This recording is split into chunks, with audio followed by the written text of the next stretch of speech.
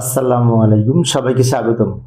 প্রিয় শিক্ষার্থী বন্ধুরা, আইসিটি বিষয়ের এই ধরনের লজিক ফাংশন থেকে, সমীকরণ থেকে সত্যক সারণী কিভাবে অঙ্কন করব, তাই না? এইখানে ইনপুট মূলত এ আর বি, দুইটা ইনপুট। তো এ এবং বি সহ আমি এখানে লিখে নিই। তারপরে এ বি গুণ করে একটাতে এখানে এ নট বি নট আছে, A B A not B not. তারপর এ বি আবার এই A B A not B not গুণ করে আরেকটা।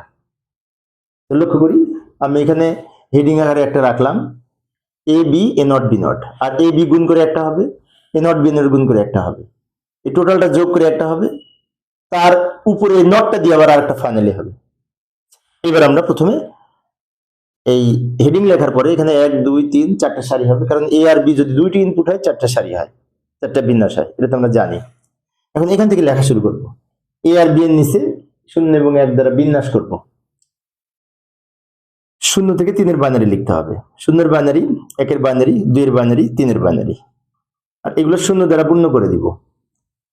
এটা হচ্ছে 0 0 1 1 0 1 0 1, এটা তোমরা জানো, এটা ফিক্সড, দুই ইনপুট বিশিষ্ট সত্যক সারণী, এটা ফিক্সড, এটা তোমরা পারি।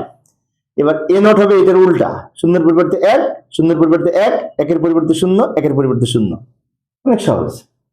বি নট হবে বি এর উল্টা, 0-এর পরিবর্তে 1, 1-এর পরিবর্তে 0, 0-এর পরিবর্তে 1, 1-এর পরিবর্তে 0। এবার এ আর বি মানে কি? এই দুটো গুণ, এই দুটো গুণ, এই যে এ আর বি, 0 0 গুণ করে 0, 0 1 গুণ করে 0, 1 আর 0 গুণ করে 0, 1 আর 1 গুণ করে 1, এন্ড গেটের বৈশিষ্ট্য। 0 থাকলেই গুণ করে 0 হয়, আর 1 আর 1 গুণ করে 1 হয়, এটা তো আমরা জানি। এবার এটা এ নট বি নট গুণ, এ নট বি নট মানে কি? এটা এ নট, এটা বি নট, এই দুটো গুণ হবে। ভালো করে লক্ষ্য করি, 1 আর 1 গুণ করে 1, 0 আর 1 গুণ করে 0, 1 আর 0 গুণ করে 0, 0 0 গুণ করে 0। আচ্ছা, এবার এই লাইনটা এই দুটো যোগ হবে, এই যে A B plus A not B not, তার মানে কি 0 আর 1 যোগ করে 1। অর অপারেশনের ক্ষেত্রে মানে যে কোনো একটা ইনপুট 1 হলে আউটপুট সত্য হয়। 0 0 যোগ করে 0, 0 আর 0 যোগ করে 0, 1 আর 0 যোগ করে 1। এইটার উপরে নট দেয়া আছে, তার মানে এটার উল্টা এখানে হবে, 1-এর পরিবর্তে 0, 0-এর পরিবর্তে 1, 0-এর পরিবর্তে 1, 1-এর পরিবর্তে 0।